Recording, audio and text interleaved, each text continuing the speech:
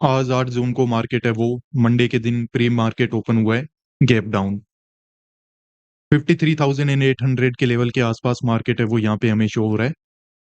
इससे previous day Friday को देखो मार्केट है वो एग्जैक्टली यहाँ पे वैसे कोई बड़ा मूवमेंट तो नहीं हुआ, पर हाँ कुछ मार्केट ने स्पाइक वगैरह दे के रखे हैं, जैसे कि यहाँ पे ब्रेकआउट वगैरह निकाला।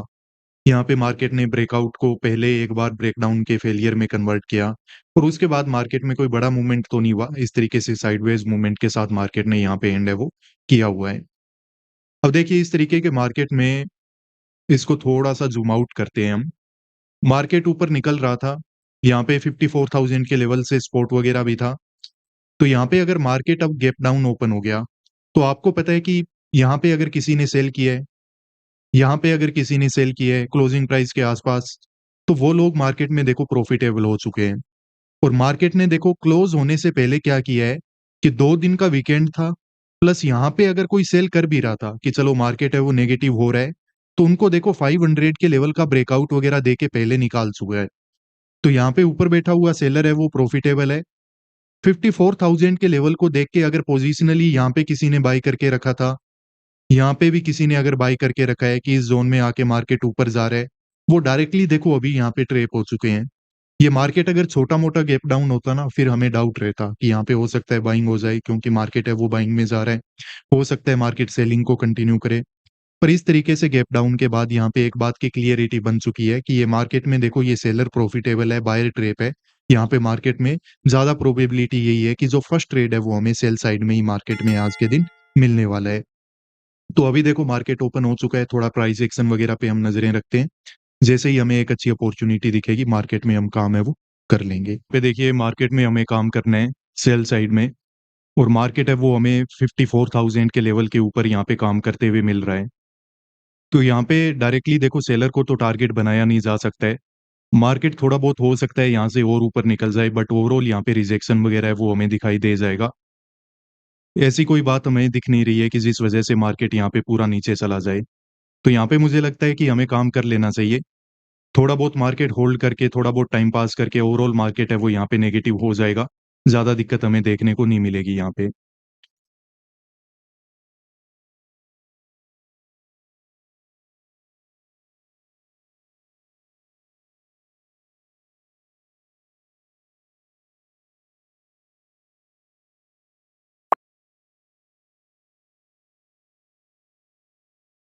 पे देखिए मार्केट में अभी कुछ इस तरीके से मार्केट है वो डाउन साइड आने की कोशिश कर रहा है।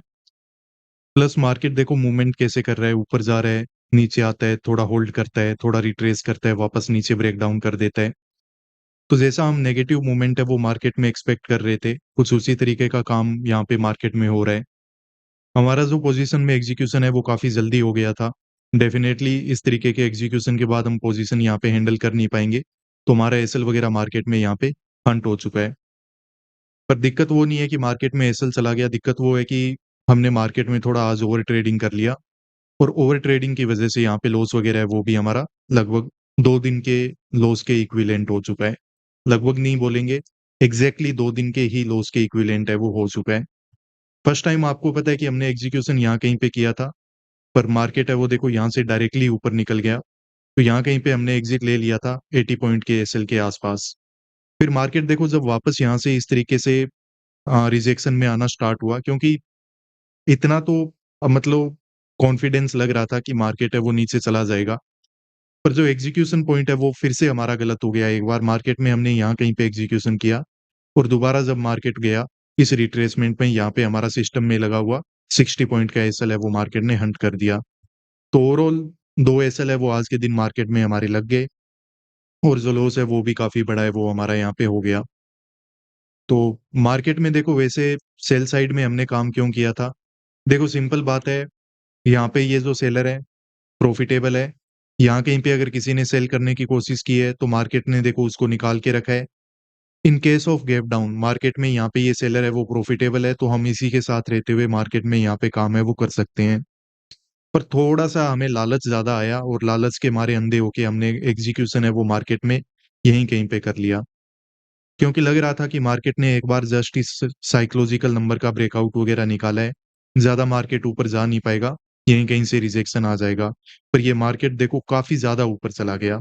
ये तो लग रहा था कि थोड़ा बहुत मार्केट है वो ऊपर और ब्रेकआउट निकाल सकता है, पर इतना बड़ा मूवमेंट हो जाएगा, वो हमें आइडिया नहीं था।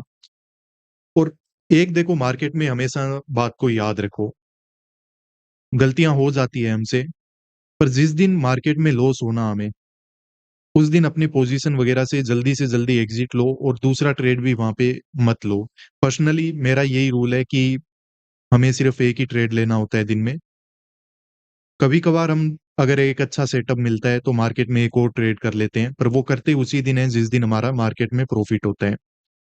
पर लॉस के दिन अगर हम ऐसा करेंगे देन डेफ़िनेटली हम अपने पोज़ीशंस को मैनेज ही नहीं कर पाएँगे। क्योंकि ऑलरेडी थोड़ा हमें फ़ियर लगेगा कि आज की लिमिट है वो हमारी कंप्लीट हो चुकी है, और ज़्यादा रिस्क है वो हम बियर नहीं कर सकते हैं। हमारा माइंडसेट जो उस टाइम होता है, मुझे नहीं पता है बाकी ट्रेडर्स का, पर पर्सनली मेरा अगर देखा जाए, तो यहाँ पे जब हम दूसरा पोज़ीशन एग्ज़ीक्यूट करते हैं, तो माइंडसेट यही होता है कि मार्केट डेफ़िनेटली क्या करेगा, हमारी डायरेक्शन में जाएगा ही। हम रिस्क फैक्टर को भूल जाते हैं। तो ये जब रिस्क फैक्टर को भूल जाते हैं, तो मार्केट में देखो सही तरीके से पोज़ीशन को हम मैनेज भी नहीं कर पाएँगे। यहाँ पे मार्केट में हमने एग्ज़ीक्यूशन किया ज़रूर दोबारा, पर मार्केट देखो ओवरऑल हमारा यहाँ पे एसएल निकाला, एसएल निकाल के वापस वहीं पे नीचे आ गया। ये मार्केट धीरे-धीरे ऐसे करते हुए हो सकता है कि इस नंबर के नीचे भी चला जाएगा। मार्केट नेगेटिव डायरेक्शन में भी चला जाएगा। बट ओवरऑल यहाँ पे हमें कोई फ़ायदा है वो देखने को नहीं मिला। निफ्टी और सेंसेक्स में जो मार्केट गैप डाउन है वो थोड़ा-सा ज़्यादा था। तो यहाँ पे मार्केट क्या कर रहा है, अब धीरे-धीरे इस तरीके से हो सकता है कि कुछ नए एसएल वगैरह बना रहा होगा, तो उसके बाद में भी यहाँ पे रिजेक्शन देखने को मिल जाए। बाकी बड़ा मूवमेंट यहाँ पे डायरेक्टली नहीं हो सकता है अभी। अगर मार्केट को कोई मूवमेंट करना भी है, तो यहाँ पे पहले मार्केट को फर्स्ट हाफ में यानी कि 12:30 तक मार्केट को थोड़ा कंसोलिडेट होके एक साइकोलॉजी बनानी पड़ेगी। उसके बाद में भी मार्केट है वो ऊपर चला जाए। बाकी रिजेक्शन वगैरह अगर यहाँ पे आना चाहे तो मार्केट देखो धीरे-धीरे करके बायर को तो ट्रैप कर ही रहा है। तो हो सकता है कि मार्केट में यहाँ पे कोई रिजेक्शन वगैरह हमें दिख जाए। कोई बड़ी रिकवरी अभी पॉसिबल नहीं है, ऐसा मतलब एनालिसिस वगैरह से हमें लग रहा है। बाकी मार्केट में देखो एग्ज़ीक्यूशन वगैरह है वो सब साइकोलॉजी का गेम होता है। तो जब भी काम करो, थोड़ा पेशेंसफुली करो और मार्केट में अपने रिस्क को कभी भी मत भूलो, उसको हमेशा याद रखो।